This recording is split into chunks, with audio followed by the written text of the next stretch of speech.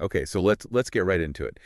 Today we're doing a deep dive into how a series of small, uh, seemingly preventable failures Totally preventable failures. can just compound into an absolute life-altering catastrophe.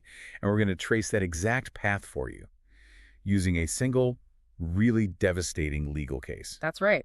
We're looking at a case of alleged neglect involving an 80-year-old man.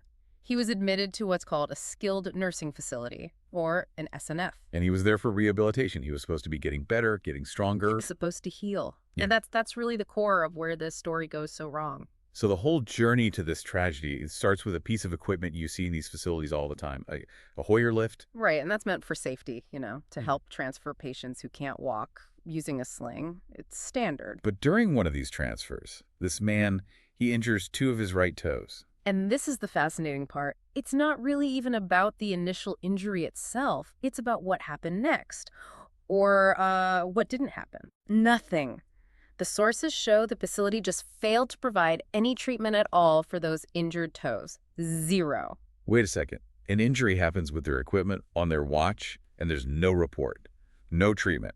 How does a wound on someone's foot just go unnoticed? That is the fundamental negligence. And because those wounds were completely ignored, they got infected. Of course they did. And that infection, Mm. left to fester, Ah. it spiraled.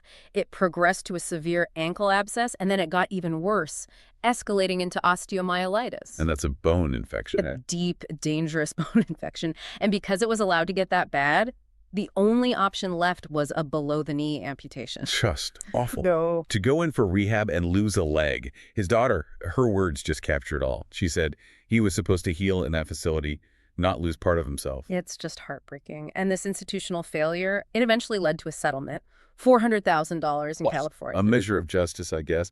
But what did the investigation actually find? For you, the learner, this is the key.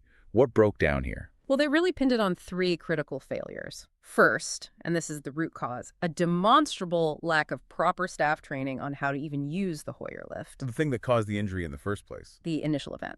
Second, the clinical failure. The facility just completely failed to treat the toe injuries, even when there were clear, visible signs of infection. They just didn't act on what they saw. And third, maybe the most basic failure, just sheer negligence in monitoring his condition. It suggests they weren't observing him closely enough, which let the infection just run wild. So if you have a loved one in a care facility, this is so relevant.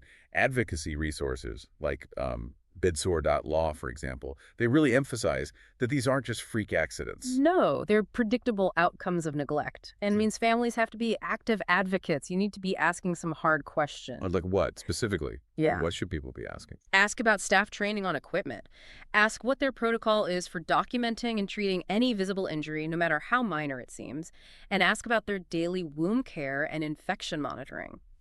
So this story is just a potent, really tragic reminder of the life-altering consequences that can happen when a facility neglects what looks like a small injury. It is, and it leaves you with this bigger question, right? The investigation found failures in the absolute basic staff training, timely treatment. If those core things are being missed, how vast is the gap between the required standards and the day-to-day reality in these facilities? And, what is the true hidden cost of cutting those corners?